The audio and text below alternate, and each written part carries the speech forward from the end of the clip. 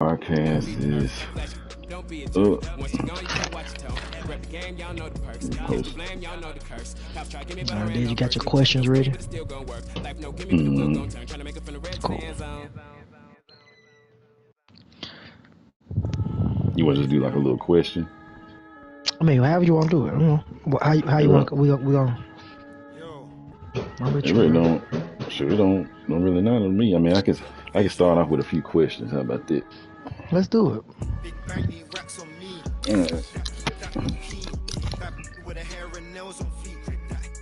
Let's get it. Alright. Welcome to the first episode of Carlock's commentary. We got Carlock on the mic. Carlock commentary going on? We got a Carlock on the mic. Okay. And we got a few special guests. Wow. Who page is it on? Excuse me, we have interruptions. Who YouTube page do I need to go to? Jesus Christ. If anyone wants to tune in to Carlock's commentary, please tune in to your local group me station, and you will be able to find a link to watch the show. Oh my God, bro! I'm watching on my TV. Top. Okay, how you doing, Day-Diz? Good. How you doing, Carlock? I'm good, man. Good. Back for season 2 of Carlock's commentary. This should be a fun season. Looking forward to it, man. Seeing what kind of stuff we can come up with this year. Yep. I think we're gonna try to start off with a few questions today to see, gauge your interest, see what's going on with the league, see how you feel, what you feel about some teams, and then also how you feel some of these awards gonna shake out too, and teams to watch. Okay. So first and foremost, tell me, how do you feel about what you've seen so far in the league as far as standout players? Well, man, you know what? So far, we're literally just not even a week into the season. But one thing I'm noticing is that the trend this year, it seems to be, as far as team guys kind of went more from a competitive standpoint versus a rebuilding standpoint. I look at Mike going to the Golden State Warriors versus going to the Oklahoma City Thunder. I see John going from the New Orleans Pelicans, who had potential, going to the Dallas Mavericks, more of a playoff contending team. I see Spurs to the Lakers. I see the Knicks to the Celtics. I see, and but one staple that we did see, the guy who won last year, and of course yourself, with his hometown Memphis Grizzlies. I think the thing about it so far, we haven't seen, guys are still getting their feet wet, trying to get acclimated. The teams that have been so active so far, the Lakers, the Grizzlies, and the Celtics all are undefeated. Lakers 7-0, Grizzlies and Celtics are 6-0 respectively. The Mavs are 4-1, Hawks 5-1. So we have some active users so far, and I think the thing about it is that we're trying to get to see how things play out. This is a different game this year. The game was a lot bit more, I think the slides complement more of you having to play both sides of the ball. The computer's a lot better defensively. Just seeing how guys play and execute is going to be essential this season. So I think the thing about it is, so far, my early season, I would say, favorite or prediction so far, I think this is the Lakers' year and I'm going to go to another added to your question, but the Lakers are my team to beat this year. I think that's the team that they're coming into the preseason favorite for a reason. I think they have a complete team. They played the most games. They seem the most active, and I think they have the most balance across the board. And even so far in this season, granted he hasn't had a chance to play a user game yet. What game did they play? Like the Hawks and the Wizards. He hasn't played any user games, like I said. So as a result, teams are averaging 84 points a game against him for the season. So, and shout out to the Wizards and the Hawks, but that's not a fucking comparison. So until things get flowing the way they need to be flowing, then no. I mean, at the end of the day, Hawks, I think they're a nice team. I think they're a very nice team. Trae Young. I think they're the biggest thing as far as the Hawks is they have a depth I don't really know how they're gonna put that together. I don't know if they're looking for a roster to rock with how things go. But the Wizards themselves. Your mic kind of breaking up, Carlock. Again? Having some technical difficulties. Be right back. I'm sorry. All right, you good now. Am I good? Okay, yeah. But the Washington Wizards, we already, I mean, need I say more? I mean, this is like a fucking revolving door at an abandoned mall. It just don't make no damn sense. You keep going in the same door and getting the same result, nothing. But we ain't gonna talk about that right now. I'm gonna get riled up too soon, but I hope that answers your question. Okay. Let's talk a little bit about how you see the awards lining up this year. Can you talk a little bit about that? Yeah, absolutely. I think the awards. So, are you want to start from the top? I would say, okay, I'll do it like this here. Early season awards. I think we got our most prestigious awards will be Most Improved Player, Sixth Man of the Year, Rookie of the Year, Defensive Player of the Year, and MVP. Right? Mm-hmm. Those are 5 key. So, early season. I would say the Rookie of the Year, I think, automatically would be based off the cheese that his user keeps in his bag at all times. I would say that Cade Cunningham is a shoo-in to win Rookie of the Year. Okay. And keep talking, Carlock, but I got to step away. But keep talking. Go ahead. I got you. Cade Cunningham is definitely a shoo-in for Rookie of the Year, if I would say at this point. He's averaging 25, 11, and 9. We know that Keith Nevels is the big point guard guru. He last year, he did it with LaMelo Ball, and this year he's doing it with Cade Cunningham. And of course, who else would you know that could take LiAngelo Ball and make him a 33-point per game scorer outside of Mr. Keith? So I think he has 2 guys, one who was an undrafted free agent, and a number 1 overall pick will both be first team all rookies respectively, which I think is absolutely disgusting. But I think that's going to happen there. I just do. I just think it's fucking horrendous. But at the end of the day, that's what we have in Detroit. That's what we have there.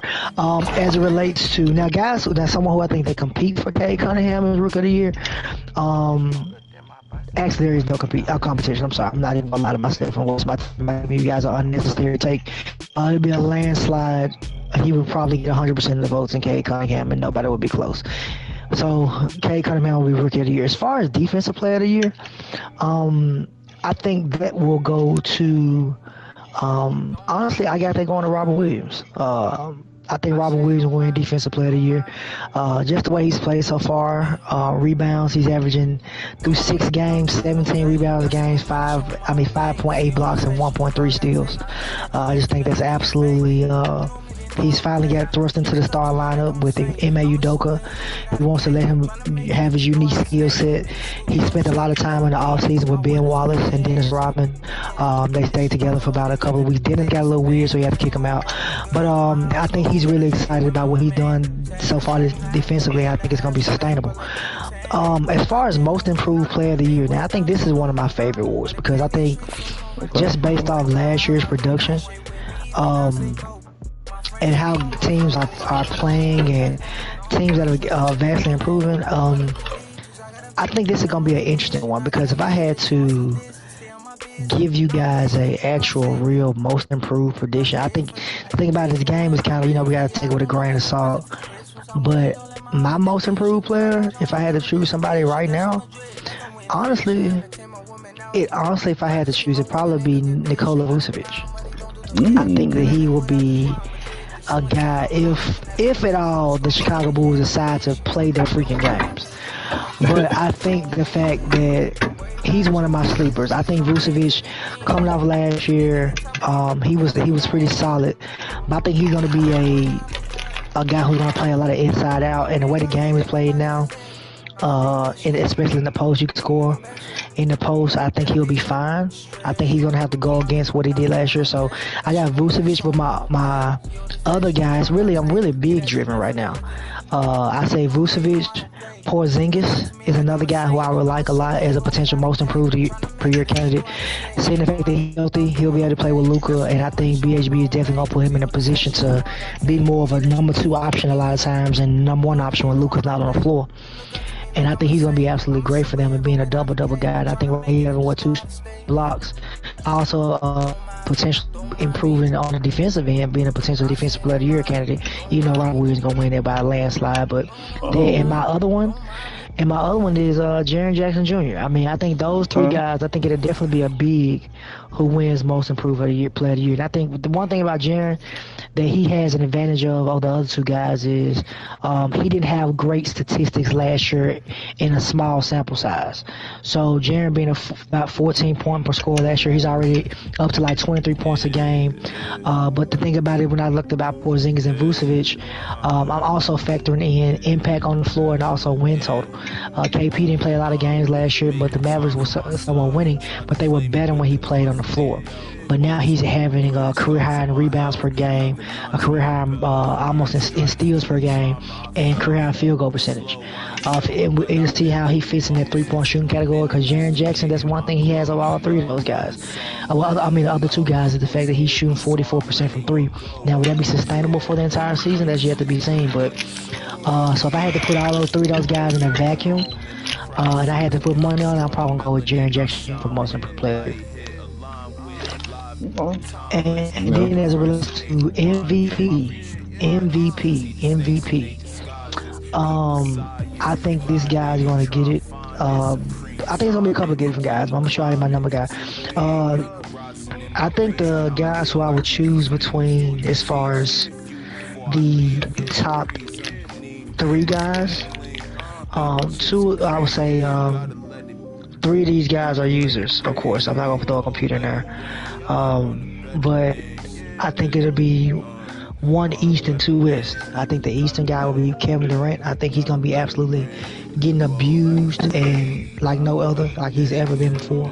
He'll be extremely high volume, taking as many shots he possibly can, and to the point where he's just going to win just because of this, how the game is played. So I think Kevin Durant will be a consideration. I also Steph Curry be in consideration because I think what he percentage be better defensively this year and also be around 6 to 7 assists. I would think he'll probably level out there. And being a 30-point per scorer, I think he'll be there. But also, the guy who I got winning it all is Luka. I think Luka will win MVP this year. And the reason why I got Luka winning it is because his usage rate is through the roof. It's probably like, if not number 1, but top 3 in the league in usage rate. And he'll automatically be put in a position to where he came off a great year last year, but so far, averaging 45 points, 15 assists, 7 rebounds. He's basically telling Cade Cunningham and LaMelo Ball, hold my beer. So BHB is going to take advantage of this 6'7" point guard, but also a guy who can play multiple positions and play make and score at a very high clip. So as far as my awards go this year, oh my God, he's shooting 47% from 3 so far this season. What can you do with it? He's one of the most league leaders in 3-point, but also leads the league in assists and points. So he just has an all-around game, so I think that's going to balance out throughout the entire season. And, of course, all this is very premature because we don't really see how the user games play out, because a lot of stuff when guys know for a fact that you got a 45-point score, they're going to do their best to take them away and make other guys beat you. So it depends on how he makes those adjustments in those user games. But I still got Luka winning MVP. Okay. You talked about a little bit about the usage. Number 1 in usage, D'Angelo Russell right now. Disrespectful. But that's only 2 games. 2 games. Cole yeah. Anthony number 2. Lonzo Ball number 3 in 1 game solo. Luka number 6 in usage rate this year. Luka number 6 so far. Okay. So far. So far. That's cool. Okay. And I guess like the early part kind of small sample sizes, games played. But I guess he would be. Am I going out again? Yeah, you back now though. Okay. I guess it'd be. I guess that would be number 1 against games played in usage rate. Would he be? Yeah, probably. Yeah, I got you. Yeah, top 3 at least. But yeah, Now, okay, so I got two more questions. Talk to All me. right. Which player do you foresee being traded for this season? Like top player. Okay. Here's the thing about it. I think J-Rock. guys. I'm losing J right here. It might be mine because I had the no regular music. I didn't know they could hear it though. I thought the chat voice was over there from I will 2K. say this. That's crazy. As far as it relates to I might say reggae music on. As far as it relates to guys being dealt, I think the thing about it is we've seen, and we talked about before the season started, we've seen a lot of bad deals being made. Guys being prisoners of the moment, and one thing I hate to say that I see a lot is trades are done based off what other people see other people do. Hey, he made a trade for this guy, so I'm going to have to go make a trade for this guy, versus trusting your roster as constructed. So, as a result, when someone is seeing, okay, you got a team like the Lakers, the Warriors, Grizzlies are playing great. Grizzlies are 2-0 real life, and they 6-7-0 or 6-0 on the game. Grizzlies have a very solid damn team. And the thing about it, we've seen guys like the Brooklyn Nets who got a solid team, you know. And then you see teams like, just say the Celtics, you know, a solid team, Mavericks solid team. You know, we got a lot of teams that are championship contending teams. And trades are gonna be based off certain tiers. Guys gonna try to trade for guys for certain bits. Hey, I might need another big. Hey, I need a lead shooter. But always some depth. I think the number one is going to be traded, but I think the thing about it is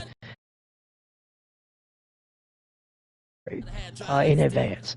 But the number one person to answer your question that I think they'll be traded for first, it will be Ben Simmons. Somebody's going to try their best to go get Ben Simmons for multiple reasons. Hey, I need a perimeter defender to stop LeBron James. Hey, I need a big point guard who can stop these fast isolation point guards. Hey, I need a guy who I can put a mismatch at the 4 and 5 and just run big bigs off the line and be able to drive to the basket. And the thing about it is, just hope he's not someone who trade for him. They don't know how to utilize him properly, because they can set your franchise back 2 or 3 years because you don't know how to use him. I mean, think about it. We seen Wayne Jones happen. The shit was fucking disgusting. Couldn't even win a game, but he was MVP every year, right? So I see him being traded for, but I'm curious to see what user is going to trade for him and what that package will look back as far as what they give out for Ben and what they receive in return, along with Ben Simmons, or will it solely be Ben Simmons? Because the thing about the trades this year is you only got 2 trades a year. This is not like previous years. We only get 2 trades for an entire season and off season. Am I right? Is it 2 trades? Yeah. So let me go see, because somebody they said my sound is up on the music, but I turned it down. So let me see. He said disable. What J-Rock say? Disable. I turned it down. So let me see. You can hear me clearly, can't you? Know? What J-Rock say? I can hear you clearly. Go. Okay. Yeah, I don't hear anything. Mm-hmm. All right, back on. Okay, I got you. Okay.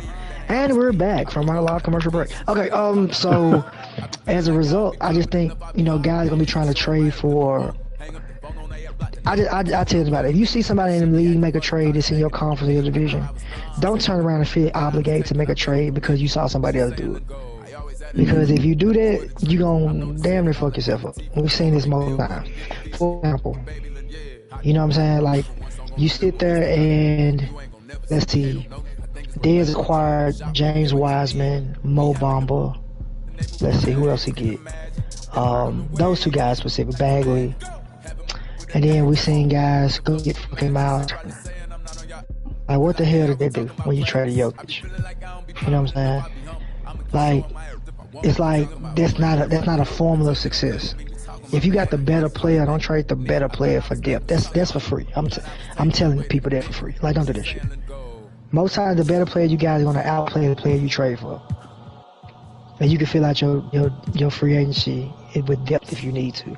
But I'm gonna be curious to see how guys be when they panic, when they lose to lose to the Lakers in a 7-game series, they lose to the Grizzlies, or they lose to the Mavericks, and then what they do in that final offseason. So them 2 trades this year are essential.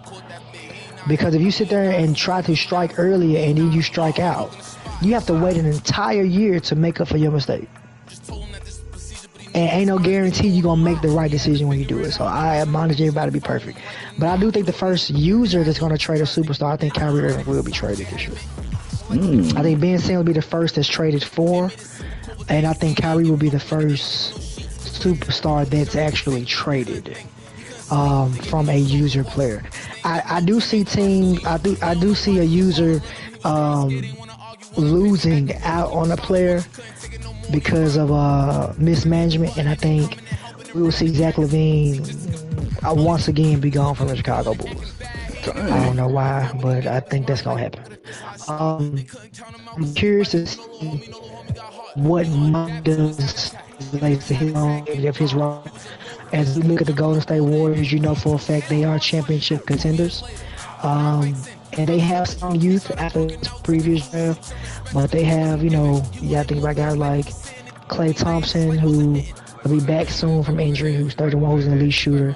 Draymond, who's an undersized 4'5", who's good defensively, but really, I don't think he'll be there long term. I think Michael will move off of the lawn at some point. Along with who, I don't know. I don't know if there's anything with Andrew Wiggins is a long-term piece in the night. I'm curious. John got to messing up a little bit more. Hold on. Ooh. Give it like a 5-second pause. And we're back. We're good. I'm curious to see how long Porzingis lasts in Dallas. I think it depends on how it goes I don't think it'll be nothing immediate, but I'm curious to see how it goes in a 7-game series and how effective he is to see if he's going to be somebody that has longevity in Dallas. I'm curious to see how long Westbrook lasts in LA. Granted, he's there, but Westbrook got a lot of years. I mean, he got 2 years left. He got a play option. Curious to see how is he going to be there long term, or is he going to be just a guy who walks away on his final year even for 2 years, or will he take advantage and move off him when he's an expiring contract, kind of capitalize it, take on some additional things. So it's going to be curious to see how guys play out this year, man. But I'm excited about this year. I think it's gonna be a good league. Guys can train guys. There's a lot of different features that I think guys can take advantage of to make them teams better. But I'm hoping that we have a new champion this year. Last year was the first year I won a championship in my league tenure. I'm hoping we get somebody else new. I know normally it's always been the 4 horsemen: John, Dez, Mike, or Chris. Chris has been absolutely unsuccessful last year, and he picked the best team he possibly can get this year. I don't know if that's going to help him out, because if he don't win with this, we probably never see Chris Kelly play 2K again. So it's going to be curious to see how things play out this year. But that's it, man. But that's all I got right now, dude. Okay. Questions, comments, concerns? Oh no, we have. What's the? Go ahead. We got a few special guests on the mic. We got the Mavs owner. We got the Lakers owner. This would be a good time to dig into thoughts of these GM brains. No homo. See what's on their mind and how they plan to approach the rest of the season. Okay. So I'll start with the underdogs, and the underdogs because he's not the favorite to win the championship. So John, how you doing today, brother? I'm doing all right, Carlock. For sure, man. BH Black in the house, know what I'm saying? So what do you feel you guys need to potentially win a championship year one, or do you guys think that your roster is solidified to compete with the Lakers or any top teams that you feel in your conference or in the league in general? I mean, I feel like we're a good enough team to be there in the end, but I do feel like we may be a piece away from actually being championship ready or possibly being the favorites to win the ring, whatnot. So, I mean, we're going to play it how it go in the first year and try to stand pat and try to keep the base roster and see how we work. But, I mean, a lot of changes will be made based off of how my postseason play out. And that's just kind of how it's going to go. Okay. So would you say, I know you said you're one piece away, so what do you feel that piece is needed as far as positionally that you guys think you need as far as a missing piece to get you guys to where you're trying to go? I really think I need another scoring wing to add to play with Luka to make my offense a little better, and possibly a 3-and-D type where you can score in, you know what I'm saying, be my best defender on the floor, because I'm really missing a dominant perimeter defender as well. I got some good guys. I got some guys who decent on defense, but I could use more towards a lockdown type that, you know what I'm saying, they can do it on both ends of the floor. No homo. Got you. So you need something that's versatile, top to bottom. I got you.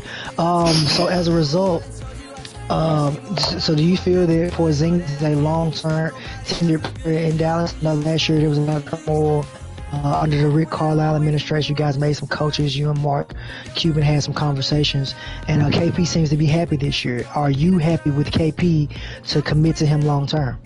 I think I'm happy enough with him to commit long term, but like I said, that there will be something that we see, because I mean postseason basketball is really all that matters in Dallas right now. Like we ain't really worried about what happened in the regular season. So as long as he perform when he's supposed to, the results don't really matter. At the end of the day, we gonna keep him. We gonna be a feature in Dallas for years to come. Okay. Dez, you want to add anything to that? Any additional questions? I don't got nothing to add. You see Porzingis got 2 + 1 left, so he got 2 years left plus a player option. So he has a chance to solidify himself in Dallas at 26 years old. So with Luka, so it'll be interesting to see how that play out. Got you. Well, John, we really appreciate it. I wish you the best of luck until you play the Celtics all season, man. So do your thing. Okay, on to the... Thanks for having me, guys.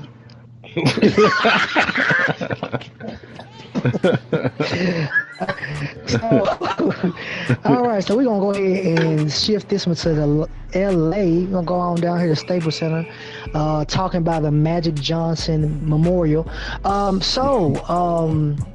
we have Mr. Kuno Eccles on the line? Present, Sir Lock. Got you. So Dez, you want to take this one? Sure. I wasn't really prepared with questions. Oh, well, if you want me to, I mean, I got it if you need me to. I mean, I got it. You know what I'm saying? How about you start it off and then I'll finish it off? Say less. Okay. Jeez. All right. I do prefer to go first. So, in this particular situation. Okay.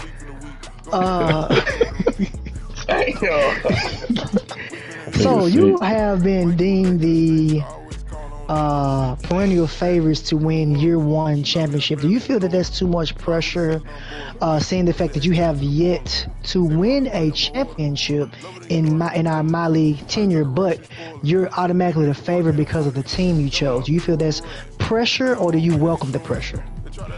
I welcome it, Carlock. I've always been an advocate of the team really dictates your success. Even though a lot of people like to rank users by tiers, I've never been a fan of that. I feel like almost everybody's kind of even, just depending on the team you get. So, to answer your question, I welcome it. It's not nothing that we're shying away from. We pretty much know how after this year will look. So, yes, we are welcoming everybody saying that we should win, because we feel like we should win as well. Got you. So one thing I heard you say, key point, was you said after this year. So I know that the biggest thing this year that the Los Angeles Lakers have been experiencing. Oh, whoa. Few technical differences. Okay, sorry, we had. And there was a hole in the line. Okay. All right, you back? Yep. Okay, cool. So I don't know what's going on today, but I know you said that get through this year pretty much. I know there's been a big blunder at the shooting guard position. We've seen Ken Bazemore, Malik Monk. We've seen, Wayne Ellington, and of course Taylor Hurton Tucker, who was signed to his extension, but he seems to kind of be a guy who's not really a consistent rotation guy, but also a guy who's competing for the shooting guard spot. Do you feel not having this position solidified right now could hurt you guys in the long run? And if so, is that something that you guys plan to address now or in the upcoming offseason that you just alluded to? We look at it by shooting guard by committee call out. We feel like we're good enough that whoever's hot that night can fill their role. So that's pretty much the math that we're going with the shooting guard position. Gotcha. Okay. All right. And I noticed that you guys have, Anthony Davis has been consistent as we expected. LeBron James has been consistent as we expected, but we still see a lack of consistency from the third superstar on this team, and Russell Westbrook, who's only averaging about 12 points a game. He's doing his typical 10 assists, a career low on rebounds at 4.4, and he's only shooting. He's not a great shooter from three, but he's shooting 22% from three, 27% from the free throw line. But he's able to attack the basket because he's shooting 75% inside the paint. I know that he is there. He's supposed to be this third superstar, but we've seen him struggle so far. But as far as personally, but as team overall success, you guys have been able to figure this thing out and be 7-0 at this time. What do you need to do differently to kind of add him more to the focal point? It's not a focal point. I actually took Brody to In-N-Out Burger. We had a good discussion. I told him your previous years. If you don't want that to repeat this, you need to conform to what we're doing. And as you see by the stats he just alluded to, he's accepting Got you. So I noticed that you guys also have, there's no in the league. Some might call you guys grandfather time Lakers. I mean, I've heard all kinds of names that the young people see. And the average age is 45. And so as a result, it's like you got somebody else said. But as a result, you think that the long will hurt you guys, and the fact you guys only have five players on your team under the age of 30? It's along my league, Carlock. Next year will be more of a transition season, but we're not focused on that yet, Carlock. Our goal right now is to get to the good, and we'll take everything that happens after. We do have a lot of old guys, but they know they won't be that good. So everyone knows that they're 1-year rentals right now. Pretty much, yes, sir. Okay, got you. So you have a lot of bottom feeders. So as a result, since you have that, we're gonna go ahead and shift it to Dez and see if he has any additional questions. Dez, you can take it from the top. Wow. Okay. So, so one question I had was LeBron James, 2 years left. How's it feel with LeBron being in LA, and do you foresee him retiring the Lakers after his contract is over with? I do. Okay. Do you see Anthony Davis with him throughout that tenure? Yeah, the focal of the team is AD now. This is AD's team. LeBron is just a part of this team now. AD will be here through the longevity. Okay. I've heard just a little bit about, I know you mentioned, focusing on this year at the moment, but what does the locker room feel like at this moment with, the camaraderie around, these guys knowing that they all won't be together after this year? Do they feel a sense of, winning it all this year, or how do they feel about it? We're here to do a job. The job here is to win this year's championship. And if guys want to ride out to the sunset after that, I feel like they've done their job. They completed the task at hand. Okay. Has there been any incidents between Dwight and AD in the locker room? Just free top bottom jokes, but everything else is pretty good. All right. Okay. All right. that, that's all I have for this time, call out. I think this was a good introductory episode. But did you have anything else? Because I actually want to shift this to the Memphis Grizzlies. Oh, okay. Okay, so the Grizzlies. Let's go ahead and go to Beale Street, sitting in front of BB King right now with Mr. Desmond Aloysius Jackson. So how you doing today, Mr. Jackson? Doing pretty good. Carlock. Good. Top of the morning. So as a result, I know you guys are having a great season. You guys so far, you just beat the Golden State Warriors. Another championship contender team in the West, a team who you also beat in the play-in tournament last year to make it to the playoffs. I know they had a chip on their shoulder coming to the games, but you guys still prevailed and to remain undefeated through your first 6 games of the season. I also have a healthy Jaren Jackson Jr., who, as we discussed earlier, is a potential most improved player of the year candidate, but also John Morant, who's also a potential MVP candidate, averaging 26 points, 13 assists, 5 boards, and while also shooting 50% from 3 and 77% from the free throw line. So he'd definitely be in the MVP conversation. But we know that the Memphis Grizzlies team has always been a team that has a lot of depth. They probably it's right top to bottom. They probably have the most depth in the NBA as far as a team that you can literally play 1 through 13 and everybody can be successful. Is that being a strength of you guys, or will it be a weakness to where you guys have to potentially consolidate to balance out the rotation to keep guys happy in your locker room?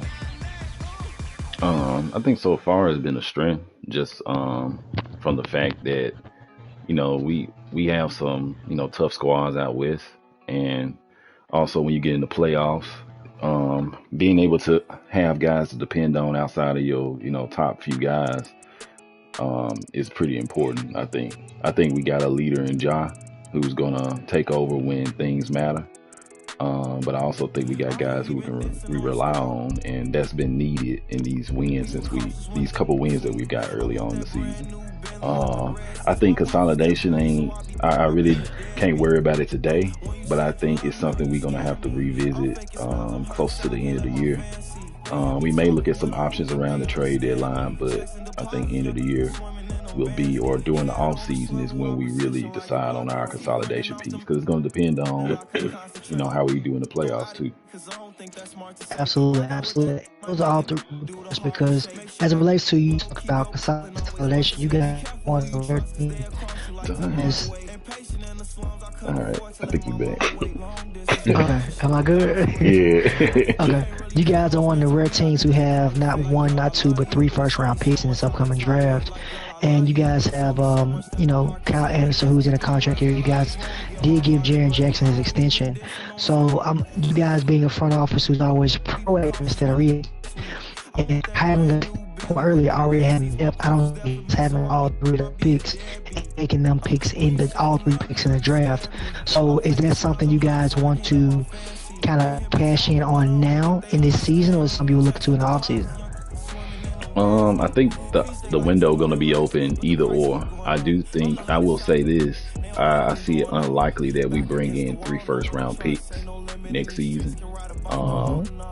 Just because of, we have, I think, there may be some guys that we target in the draft, but I don't want us to have 3 more guaranteed contracts when we already have some guys that we got to make decisions on coming soon.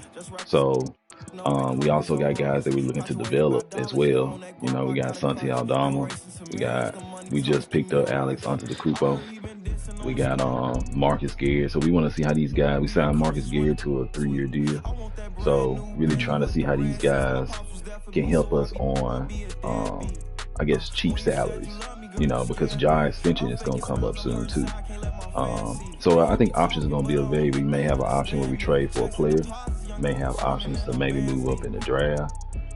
May have options where you just try to clear salary for something else. So I just think we kind of playing it by ear at the moment. Gotcha. My last question is, I know Ja's having an MVP season. Jaren is up for most improved player potentially. Do you guys think you guys have enough this year to not only compete in the playoffs but potentially compete for a championship? I think I think anything is possible with the core guys we got. Do I think this is our best shot? I think our guys are still growing, so I don't necessarily think at this age they'll be experienced enough. But I have seen, this team grow up pretty fast, and we'll go as Ja and Jaren go. I think Dylan Brooks has really, shown how good he is this year too, defensively, and that's been a big help for us too. That's something that, team kind of struggled with last season overall when, Dylan just wasn't right out the box. So I think we got a better defensive 3 or 2 guy, and then also Bang too. Having a guy like Bang, having Melton, Cal. Those guys have been big for us too. So I'll say I think we have a shot, but let's just see how the rest. Talk to me maybe closer to the playoff time. Okay. Gotcha. All right. Well, that's all I have, sir. Thank you for your time. Tell the twins, the tops and the bottoms, I say hello, Jared and Brandon, and we'll take it from there. Wow. Okay. I will let them know that you said hello. You guys must have hung out recently. Hey man. Recently. Oh, jeez, get the vomit. That's all I got though, man. That's all I got. And, cool. What? Last word for all the users out there this year. They just made an announcement related to your trades and all this, but the biggest thing, play your fucking games. Like, we grown as hell. Play your games. We ain't got time. You don't want to be in the league, just leave the league. I'd rather be a solid 8 than mediocre. Putting out for the record.